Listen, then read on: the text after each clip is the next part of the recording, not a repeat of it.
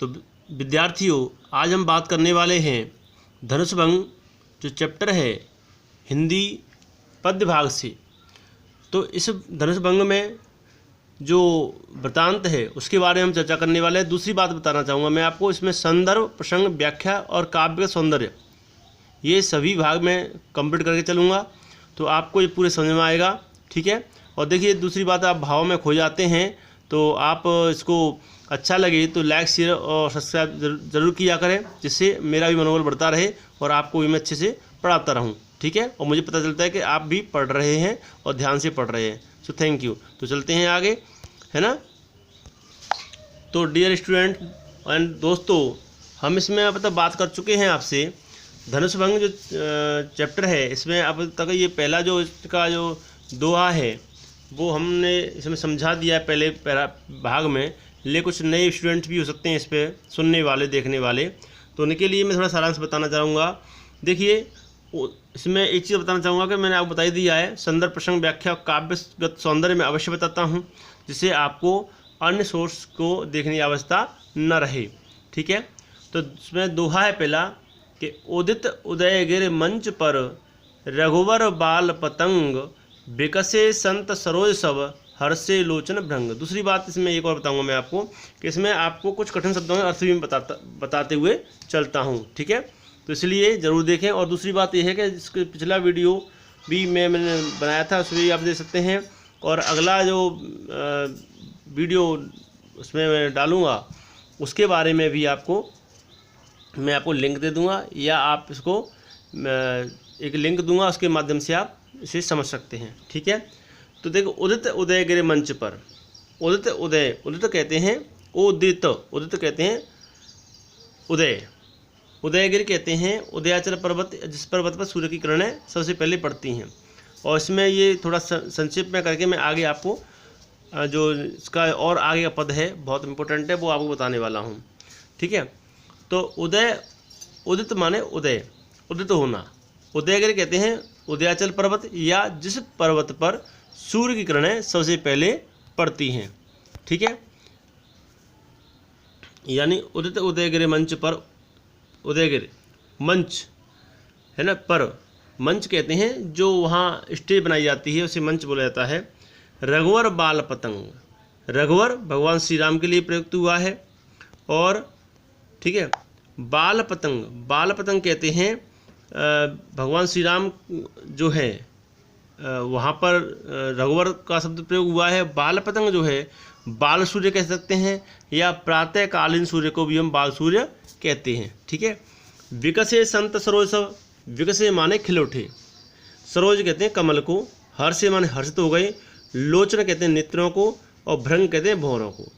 तो ये दोहा है, इसमें गुरु विश्वामित्र की आज्ञा से भगवान श्री राम धनुष भंग करने के लिए खड़े हो जाते हैं, और उस समय उनकी जो शोभा है उस शोभा का सुंदर वर्णन यहाँ किया है। दूसरी बात बताना चाहूँगा, ये रामचरितमानस के बालकांड से लिया है ये प्रसंग। ठीक है।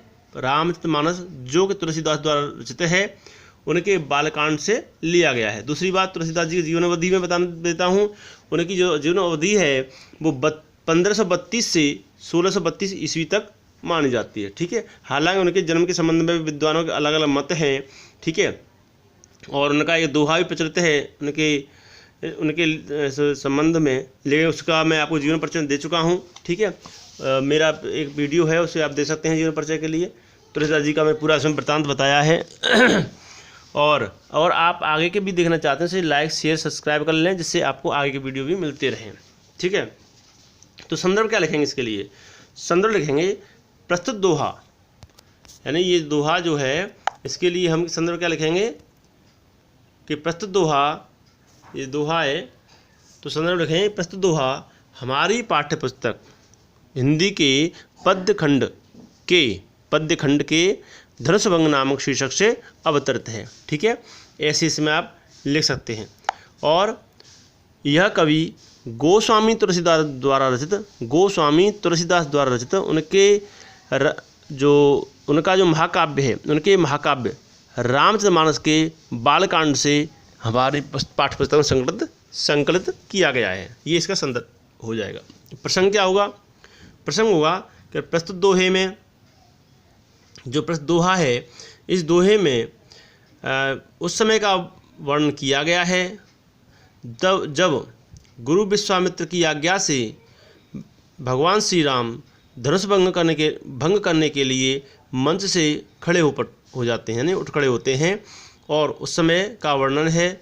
और उन समय जो उनकी सुंदरता थी, जो उनकी शोभा थी, उसका यहाँ वर्णन तुलसीदास जी ने बहुत ही सुंदर शब्दों में किया है। ये आप इसमें प्रसंग लिख सकते हैं। ठीक है। अब उदित उदयगिरि मंच पर, यानी तुलसीदास जी कहते हैं कि जब भगवान श्री राम स्वयंवर सभा में गुरु विश्वामित्र की आज्ञा को प्राप्त करके धनुष भंग करने के लिए खड़े होते हैं, तो उस समय उनकी ऐसी शोभा प्रतीत हो रही थी, या उनकी छवि ऐसी प्रतीत हो रही थी जैसे मंच रूपी उदयाचल पर्वत पर श्री राम रूपी बाल सूर्य का उदय हो गया हो, जिसे देखकर संत रूपी जो कमल थे वो मानो खिल उठे हों, और उनके नेत्र रूपी भौरे मानो प्रसन्न हो गए हों। कहने का भाव क्या है कि जब श्री राम जी मंच से खड़े हुए तो उस समय स्वयंवर सभा में उपस्थित सभी लोग प्रसन्न हो उठे, यानी सभी जो जन समुदाय था वो वहाँ प्रसन्न हो गया। ठीक है। अब काव्य सौंदर्य की बात करते हैं, ये व्याख्या थी। काव्य सौंदर्य में क्या लिखते हैं? जो इसके अंदर रस है ना, शैली है, भाषा है, छंद है ना, अलंकार हैं, या ऐसी कोई विशेषता। तो विशेषता में आप लिख सकते हैं पॉइंट नंबर 1 कि प्रस्तुत दोहे में तुलसीदास जी ने भगवान श्री राम के सौंदर्य का वर्णन किया है। ठीक है। दूसरा लिख सकते हैं कि भगवान श्री राम की तुलना किनसे की गई है? सूर्य से की गई है। ठीक है। और जैसे कि आपने सुना होगा बिहारी जी का भी है कि उन्होंने भी, बिहारी जी ने भगवान श्री कृष्ण के वर्णन में लिखा है, एक जगह आपको याद हो तो, कि मनो नीलमन शैल पर आतप पर्यो प्रभात। आप इसी में पढ़ोगे, आगे कोर्स में है ये आपके में। तो इसमें पहले बात कर लेते हैं, ये पॉइंट हो गया। भाषा की बात कर लेते हैं। भाषा देखो, पूरी रामचरितमानस की जो भाषा है वो अवधि है, शैली प्रबंध एवं चित्रात्मक है, गुण माधुर्य, रस श्रृंगार है, दोहा छंद है। ठीक है, छंद दोहा है। ठीक है। तो और अनुप्रास अलंकार है इसमें, रूपक अलंकार। अनुप्रास अलंकार कहाँ पर है? उदित उदयगिरि मंच पर। कहाँ पर है? ये देखिए, उदित उदयगिरि मंच पर। उदय में वो आया है, इसमें भी वो आया है, इसमें भी वो आया है, दोनों में वो आया है। तो दोनों जहाँ बराबर में एक वर्ण एक से अधिक बार आता है। संत सरोज, तो संत और सरोज, यानी संत सरोज में भी क्या है? सवर्ण आया है, इसलिए यहाँ अनुप्रास अलंकार है। ठीक है। रघुवर वाल पतंग, रघुवर वाल पतंग, ये रघुवर वाल पतंग जो शब्द है, इसमें कौन सा अलंकार होगा? यहाँ होगा रूपक अलंकार। क्यों? कि यहाँ पे क्या है? रघुवर वाल पतंग जो है उसमें मंच रूपी उदयाचल जो का वर्णन किया गया है, इसलिए यहाँ कौन सा अलंकार होगा? रूपक अलंकार होगा। कौन सा होगा? रूपक। ठीक है। तो यहाँ ये अलंकार है। अब आप आगे जो पूरा जो चौपाई यहाँ है, इसका मैं आपको सिर्फ अर्थ बताऊँगा। क्यों? पिछले वीडियो में आपको बता चुका हूँ, इसका सिर्फ व्याख्या बताता हूँ। क्या व्याख्या है? कुछ कठिन शब्दों अर्थ बता देता हूँ मैं आपको कि नृपन कहते हैं राजाओं को। आशा माने आशा, निशी माने रात्रि, नासी माने नष्ट हो गई। ठीक है। सकुचानी माने संकोच, महीप माने राजा, अवली माने पंक्ति, नक्षत्र माने तारे, है ना। इसमें कोक आया है शब्द एक, कोक यानी, तो कोक जो आया ना ये यहाँ पे, कोक, जो कोक शब्द आया है इसका मतलब होता है चकवा या चकवी या कोयल, है ना। कोक के लिए जो शब्द है ना। और उल्लू कहते हैं उल्लू को, है ना। ठीक है। और नासी शब्द आया है, ये नासी का मतलब होता है नष्ट हो गई। ठीक है। और सहजय माने स्वाभाविक रूप से। चलिए, ठीक है। सभी सकल जग के स्वामी, कुंजर कहते हैं हाथी को। ठीक है। और मंजू माने सुंदर। ठीक है। और कपटी माने कपट वाले, भूप मान राजा। और सुकृत कहते हैं, देख सुकृत शब्द आया है, इस सुकृत शब्द का मतलब क्या है? सुकृत कहते हैं मानो उनके जो पुण्य हैं, आज तक उन्होंने जो भी पुण्य किए हैं वो उनके बारे में, हमारे जो भी हमने शुभ कर्म किए हों उनको स्मरण किया है। पितर कहते हैं पितरों को, है ना। सुर कहते हैं देवताओं को, सुर माने देवता। ठीक है। और संहारे, संवारे यहाँ शब्द आया, संवारे, संवारे उन्होंने स्मरण किया। हमारे यानी हमारे, शिव धनुष भगवान शिव का धनुष, ठीक है। तोड़ो माने तोड़ो, है ना। गणेश माने गणेश जी, गुसाई कहते हैं स्वामी मालिक, ठीक है। तो ये आपको मैंने सारे कठिन शब्द बता दिए। अब इनका जो अर्थ देख लेते हैं। देखो इस पूरे की मैं आपको बताता हूँ। यहाँ पे जो प्रसंग है इसका क्या हुआ कि प्रस्तुत पद्यांश तुलसीदास जी ने भगवान श्री राम के द्वारा धनुष्भंग से पहले गुरुओं की, मुनियों की, यानी गुरुओं की मुनि वंदना की है और उनसे आज्ञा मांगी है। और वहाँ उपस्थित जो जन समूह है, सभी राजा हैं, उनकी मनस्थिति और राम की विनयशीलता की उदारता का बहुत सुंदर वर्णन किया है। ये इसका प्रसंग होगा। व्याख्या क्या है, देखिए व्याख्या देखते हैं। यहाँ से व्याख्या है कि कवि कहते हैं या सुधा जी कहते हैं कि जब भगवान श्री राम धनुष भंग करने के लिए मन से उठते हैं तो वहाँ उपस्थित सभी जनसमूह, सभा में उपस्थित सभी राजा सीता जी को प्राप्त करने की उनकी जो मनोकामना थी वो मान लो समाप्त हो गई, है ना। नपर के आशा निशनासी, थोड़ा विलम्ब हो जाए इसलिए मैं अर्थ नहीं करा रहा हूँ कि मैं सब एक पॉइंट वाइज कराऊंगा तो विलम्ब हो जाएगा, ये पिछले वीडियो में करा चुका हूँ। और बचन नखत अवलीन प्रकाशी, नखत कहते हैं नक्षत्रों को, ठीक है। तो यहाँ क्या कहते हैं कि जो वहाँ उपस्थित राजा थे उनको सीता के स्वयंवर करने की आशा इसलिए समाप्त हो गई, भगवान श्री राम खड़े हो गए, है ना। उनकी मनोकामना समाप्त हो गई और उनके वचन रूपी तारों का समूह मानो चमकना बंद हो गया हो। मतलब कहने का मतलब भाव क्या है कि मानो वो सभी क्या हो गए, मौन हो गए। वहाँ जो अभिमानी और कुमुद रूपी राजा थे वे सभी मानो संकोच करने लगे हैं। भगवान रूपी सूर्य को देखकर मानो वो मुरझा गए हैं और जो कपट रूपी उल्लू की तरह मानो वो छिप भी गए हैं। जिस प्रकार रात्रि होने पर चकवा चकवी अपने बिच्छों के कारण सागर शोक में मतलब शोक सागर में डूब जाते हैं, उसी प्रकार से सभा में जो उपस्थित मुनि देवता भी चकवा रूपी शोक में डूबे हुए थे, लेकिन भगवान श्री राम के उत्साह को देख करके, उनकी तत्परता को देख करके, उनके धनुष तोड़ने के विश्वास देख करके मानो उनके सारे दुख समाप्त हो गए हों, है ना, ठीक है। और दूसरी बात क्या है, जब भगवान श्री राम और सीता के संयोग की जब बातें समाप्त हो गई तो भगवान श्री राम को देखकर सभा में उपस्थित जो लोग थे, समस्त जन समूह था, वो क्या कर रहे हैं, भगवान श्री राम पर फूलों की वर्षा कर रहे हैं। क्या कर रहे हैं, फूलों की वर्षा कर रहे हैं। और उसी बीच भगवान श्री राम अपने गुरु विश्वामित्र मित्र के चरणों में श्रद्धापूर्वक, प्रेमपूर्वक वंदना करते हैं, चरणों में शीश झुकाते हैं और सभी मुनियों से धनुष भंग करने की आज्ञा प्राप्त करते हैं, ठीक है। ये दिया इसमें, यहाँ तक आपको समझा दिया है। तो अब और आगे इसमें एक और है कि सहजन चले सकल जल स्वामी, ये चार जो पंक्तियाँ थी उनका भाव था ये। अब क्या है, सहजन चले सकल जल स्वामी और तोरं राम गणेश गोसाई। तो देखिए इसमें कुछ शब्द आए हैं जो मैंने बताई दिए हैं आपको। गामी माने चलना, है ना, जो गामी शब्द है ये आया है गामी, तो गामी माने होता है चलना, ठीक है।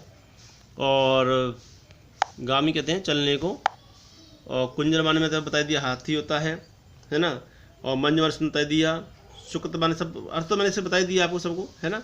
तो अब इसकी व्याख्या देते हैं। इसमें क्या दी है व्याख्या, प्रसंग सेम रहेगा इसमें, ठीक है। अभी मैंने प्रसंग बताई दिया आपको, तो प्रसंग में आप भी ले सकते हैं कि भगवान श्री प्रस्तुत पद्यांश में श्री राम के द्वारा धनुष भंग करने के लिए जनकपुरी के जो स्त्री पुरुष हैं, नर नारी हैं, उनकी मनोकामना को पूरा करने के लिए देवताओं की वो क्या कर रहे हैं, वंदना कर रहे हैं। और श्री राम के जो प्रभुत्व है उसका भी इसमें वर्णन किया गया है, ठीक है। तो ये प्रस्तुत पंक्तियों में ये चार जो चौपाइयाँ हैं इनका देखते हैं यहाँ से, ठीक है। तो क्या है कि मानो तुलसीदास जी कहते हैं कि संपूर्ण संसार के स्वामी, यानी सहजन चले सकल जग स्वामी, यानी पूरे संसार के मालिक भगवान श्री राम अपने गुरु विश्वामित्र की आज्ञा को पा करके, उन्हें चरण वंदना कर करके और अन्य मुनि आज्ञा प्राप्त करके मानो वह जिस प्रकार से एक मस्त हाथी जाता है मस्त होकर के, उसी तरह मस्त चाल से झूमते हुए माने आनंद के साथ प्रफुल्लित मन से अहम भाव नहीं दिखा रहे हैं, स्वाभाविक रूप से आगे बढ़ रहे हैं। श्री राम के धनुष की ओर बढ़ते ही जनकपुरी के सभी नर नारी मानव सुख का अनुभव कर रहे हैं और प्रसन्न हो रहे हैं, है ना। और जिससे उनका शरीर है वो क्या हो गया, पुलकायमान हो गया, रोमांचित हो गया है ना, यानी रोमांच से मानो भर गया है। जनकपुरी के जो स्त्री पुरुष हैं, नर नारी हैं, उन्होंने भी अपने पूर्वजों और देवताओं की वंदना कर अपने पुण्यों का मानो स्मरण किया। और वो कहते हैं कि यदि हमारे द्वारा किए गए पुण्यों का जरा भी प्रभाव हो, थोड़ा भी तनिक भी प्रभाव हो, तो हे गणेश जी, हे गणेश महाराज, हे गणेश गोसाई, भगवान श्री राम इस धनुष को कमल की नाल की समान सहज ही तोड़ डालें, है ना। इसमें लिखा है तो शिव धनु मृणाल की नाई, तो रहूं राम गणेश गोसाई। हे प्रभु, हे गणेश जी महाराज, अगर हमने जरा भी पुण्य किए हों तो भगवान श्री राम ही शिव धनु मृणाल यानी कमल की जो नाल होती है, तो कमल की नाल बहुत कोमल होती है, उसके नाई उसकी तरह उसके समान ही उसे तोड़ो राम गणेश गोसाई। तो हे गणेश जी, हे गणेश महाराज, तो राम ही उस धनुष को तोड़ें। ठीक है, ये यहाँ समझाया गया है। अब आगे देखते हैं इस दोहे को कि राम ही प्रेम समेत लखे, राम ही प्रेम समेत लखे, सखिन समीप बुलाए, सीता मात स्नेह बस, बचन कहाए बिलखाए, के तुलसी बचन कहाए बिलखाए। देखिए यहाँ जो दोहा है कितना सुंदर दोहा है कि राम है प्रेम समेत रखे, यानी माता जानकी की, देखो हमारी माता, हम सीता जी को कहते हैं माता, तो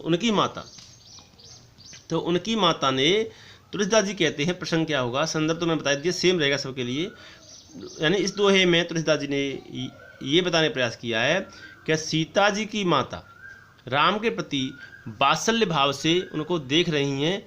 ठीक है, वात्सल्य भाव, ठीक है, तो वात्सल्य भाव से देख रही हैं, तो क्या कह रही हैं कि राम है प्रेम समेत लखे और सखिन समीप बुलाए। भगवान श्री राम को प्रेम है, लख माने देख करके, लख माने देखना, लख माने देखना, ठीक है, लख माने देखना, सखिन माने सहेलियों को, समीप माने पास, बुलाए माने बुलाया।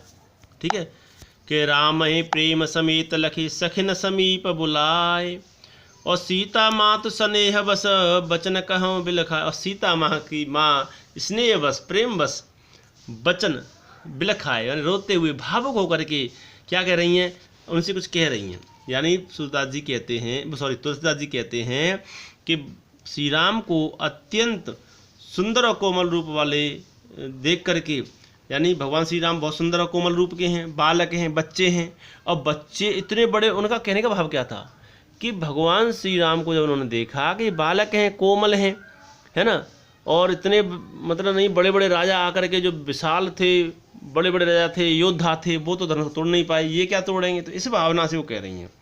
तो वो कहती हैं कि हे सखियों, ये उनको सखियों बुलाया अपने पास और कहती हैं प्रेम बस कि हे सखियों, ये भगवान श्री राम कितने कोमल हैं, यानी वो भगवान तो नहीं करें, वो करें ये कितने कोमल हैं, है ना, उन पर वो मुग्ध हो गई मात्र भाव से, है ना। तो उनकी मनोकामना तो यही है कि राम जी का विवाह सीता जी के साथ ही हो, सीता जी का विवाह राम जी के साथ ही हो, लेकिन उनकी कोमलता को देख कर उनका मन क्या है, परेशान है, व्याकुल है, क्योंकि वो कह रही हैं, जैसे मैंने बताया था कि इतने विशाल सूरवीर, इतने बड़े बड़े राजा, सूरवीर राजा इस धनुष को हिला तक नहीं पाए, तो यह कोमल वाला इसे कैसे तोड़ देगा। इसी बात का उन्हें भय है।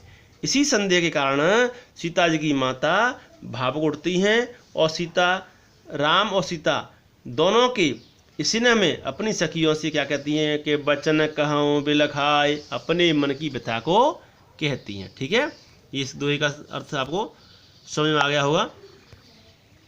तो क्या कहती हैं आगे देखते हैं कि सखी सब कौतुक देख निहारे, जेऊ कहावत हितु हमारे, जेऊ कहावत हितु हमारे। क्या कहती हैं कि हे सखी, जो लोग हमारे हित चाहने वाले हितैषी हैं, हितैषी कहलाते हैं, वे भी सब तमाशा देखने वालों माने यहाँ बैठे हुए हैं। मानो वो भी सब तमाशा देखने वाले हैं, है ना, जो हमारे मतलब हितैषी कहलाते हैं। कौतुक माने तमाशा, कौतुक कहते हैं तमाशा। को न बुझाए कहूँ गुरु पाही, ए बालक असे हट भल नाही। हे सखियो, कोई भी ये गुरु विश्वामित्र जाके समझाने के लिए नहीं जाता, क्या जाएगा कि राम अभी बालक हैं। इस धनुष को तोड़ने के लिए जो जिद है, करना है, वो अच्छी बात नहीं है, क्योंकि इस धनुष को बड़े बड़े योद्धा तो हिला भी नहीं पाए, तो ये कैसे तोड़ सकते हैं। आगे क्या लिखा है तुलसीदास जी ने कि रावण बाण छुआ नहीं चापा, हारे सकल भूप करे दापा। यानी रावण बाण, वो कहती हैं कि इस कठोरता के कारण, इस भारीपन के कारण, जो इसमें विद्वान कुछ तो होते हैं, रावण बाण छुआ नहीं चापा। रावण जो लंकासुर राजा था, और बाणासुर, बाण माने बाणासुर, जो यह बाण आया है, ये जो बाण लिखा हुआ है इसका मतलब है बाणासुर, और रावण माने लंकापति रावण, ठीक है। छुआ माने छुआ भी नहीं, चाप माने धनुष, है ना, हारे माने हार गए, सकल माने सभी, भूप माने राजा, है ना, दापा माने दर्प यानी घमंड करके अपना अभिमान दिखा करके, है ना, तो सभी हार गए। कि रावण बाण छुआ नहीं चापा, हारे सकल भूप कर दापा। यानी रावण ने और बाणासुर ने तो इसकी कठोरता को देख करके इसे छुआ तक भी नहीं था, है ना। ऐसे योद्धा जिन्होंने छुआ तक नहीं, और सभी राजा धनुष तोड़ने का जो घमंड था वो भी टूट चुका है। मतलब कहने का क्या है कि सभी अपनी हार मान चुके हैं, तो धनुष को तोड़ने के लिए इस राजकुमार के हाथों को क्यों, मतलब इस राजकुमार को तोड़ने के लिए क्यों कह रहे हैं, मतलब कहने का मतलब ये है, ठीक है। यानी सो धनु राजकुमार कर दे ही, यानी वही धनुष इस राजकुमार के हाथों में क्यों दे दिया है ना, क्यों दे रहे हैं।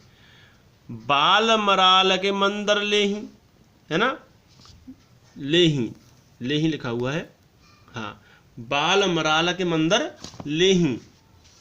क्या कहती हैं वो कि कोई इन्हें क्यों नहीं समझा। बाल मराल कहते हैं हंस होता है, मराल माने हंस, बाल माने छोटा, ठीक है। बाल मराल कहते हैं हंस को, हंस, ठीक है, और बाल कहते हैं बालक, छोटा हंस, ठीक है। तो बाल मराल के मंदिर ले ही, क्या कभी वो कहते हैं क्या हंस का जो बच्चा होता है, कभी मंदर ने मंदराचल पहाड़ पर्वत, क्या मंदराचल पर्वत उठा सकता है।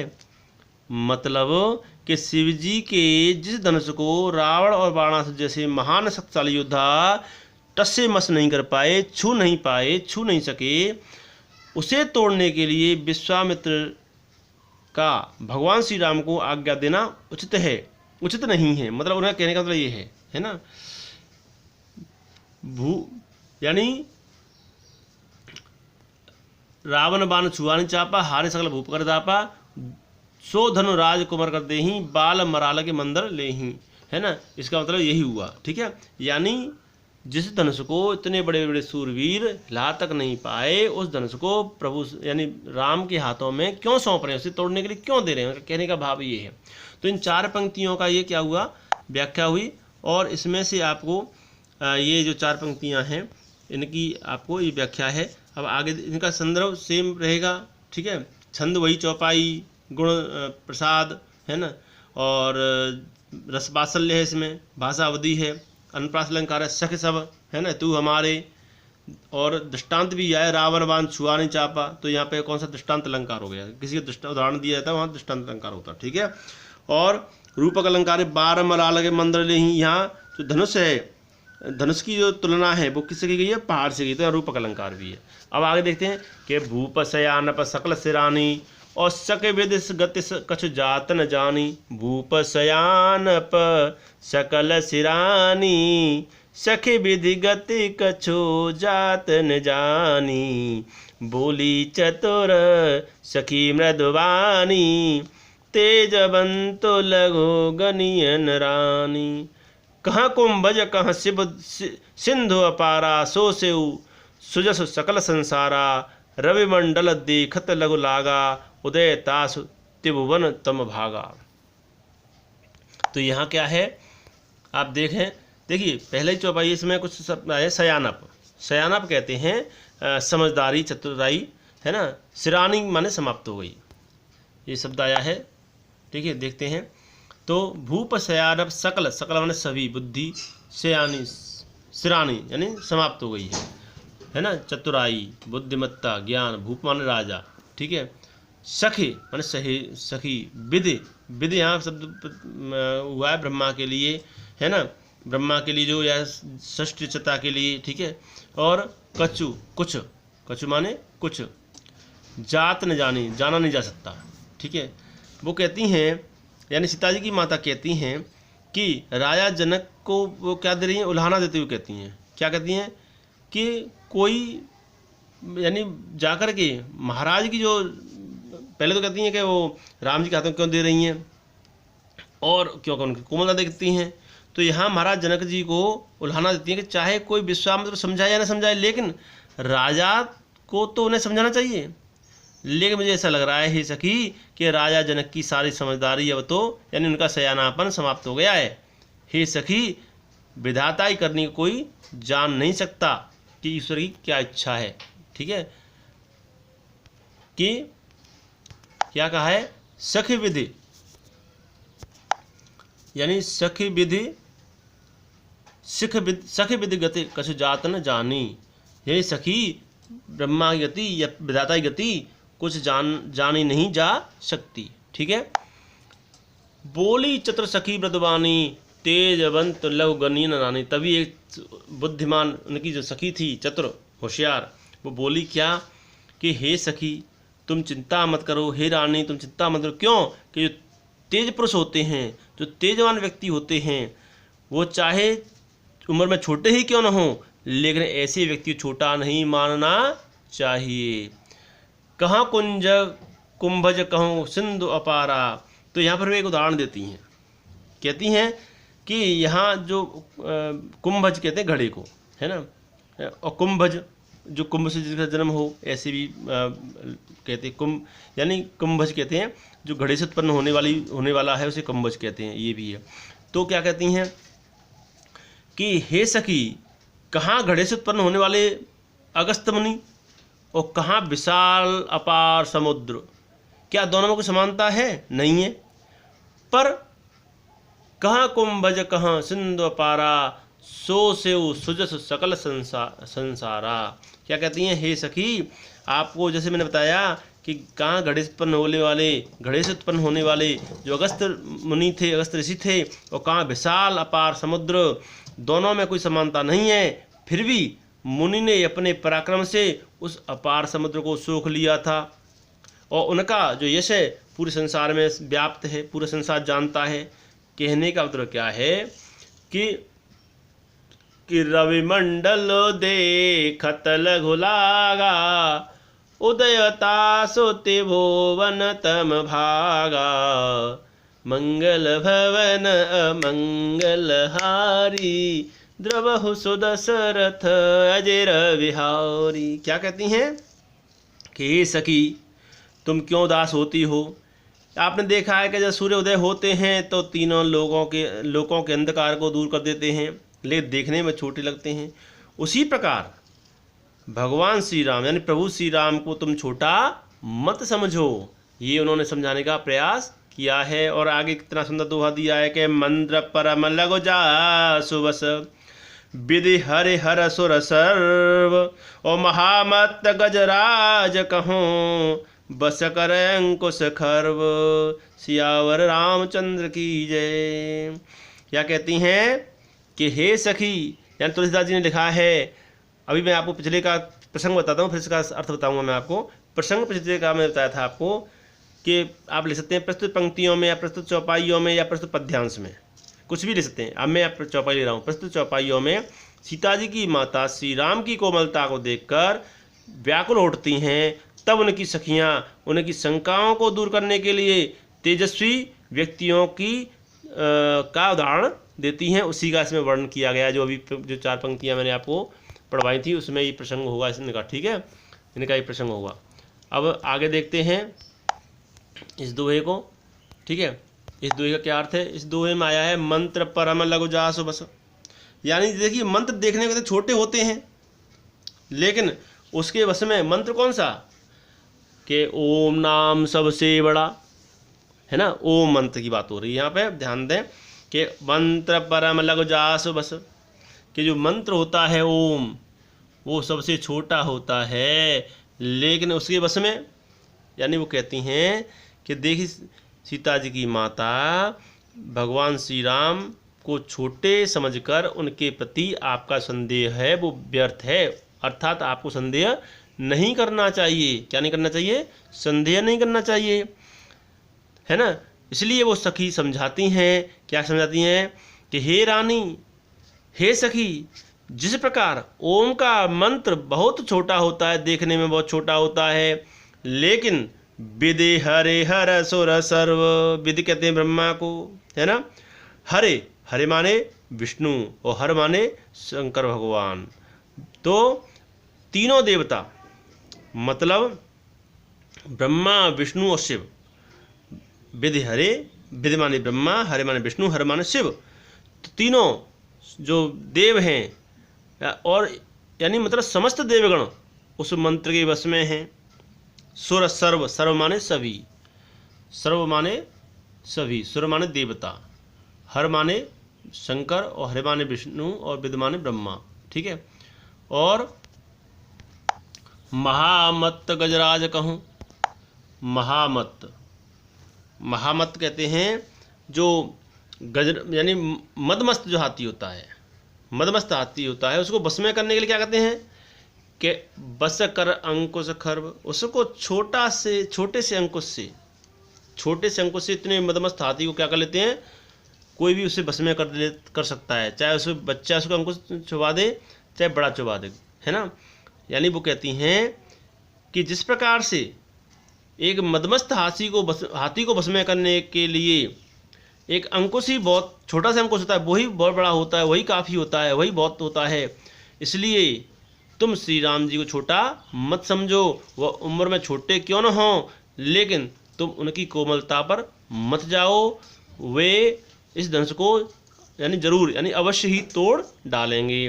तो ये इसका क्या हो गया, ये इसका अर्थ हो गया, ठीक है। और प्रसंग क्या लिखेंगे कि प्रस्तुत दोहे में क्या लिखे, प्रसंग में कि प्रस्तुत दोहे में श्री राम जी की तेजस्विता का वर्णन किया गया है, या उनकी भगवान श्री राम की तेजस्विता को तथ्यपरक सिद्ध किया गया है, ऐसे लिख सकते हैं।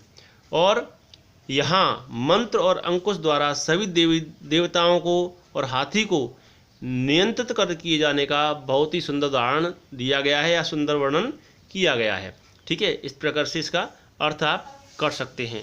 शेष और आपको काव्य का सूत्र बताता हूँ। भाषा अवधि, शैली प्रबंध, और इसमें प्रबंध है और उद्धरण शैली भी है, और रस श्रृंगार है, छंद दोहा है, ठीक है। और मंत्र परम लघु, मंत्र परम लघु, तो मंत्र में भी माँ है और परम में भी माँ है, ध्यान दें। यानी मंत्र में भी माँ है यहाँ और इसमें भी माँ है कि नहीं है। तो दोनों में क्या हो गया, अनुप्रास अलंकार हो गया, समझ आ गया।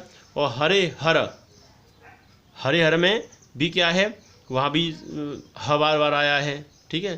तो ऐसे शब्दों को जहाँ देखेंगे आपको क्या होगा, अनुप्रास अलंकार होगा, ठीक है। तो इस प्रकार से आज की व्याख्या यहीं तक कराते हैं। और दूसरी बात एक और कि आपको आगे पढ़ाने से पहले मैं और बताता हूँ कि आप इसको पूरा देखा करें, आप शॉर्ट में देखते हैं। दूसरा, इसको आपको इसे देख करके अच्छा लगता है या नहीं लगता है, उसका मुझे कमेंट ज़रूर किया करो कि अच्छा लगा या नहीं लगा, क्या कमी हुई क्या नहीं हुई, तो मैं आपको और बेस्ट बता सकूं और समझा सकूं।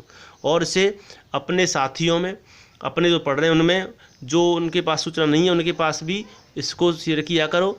और ये बहुत लाभदायक सबके लिए होगा और इम्पोर्टेंट भी है, इसलिए आपको शेयर भी करना चाहिए। अच्छा लगे तो लाइक, शेयर और सब्सक्राइब जरूर किया करो। So thank you, wish you all the best. Next video में मैं आपको आगे की व्याख्या लेकर के दोबारा समझाऊंगा, ठीक है। Thank you.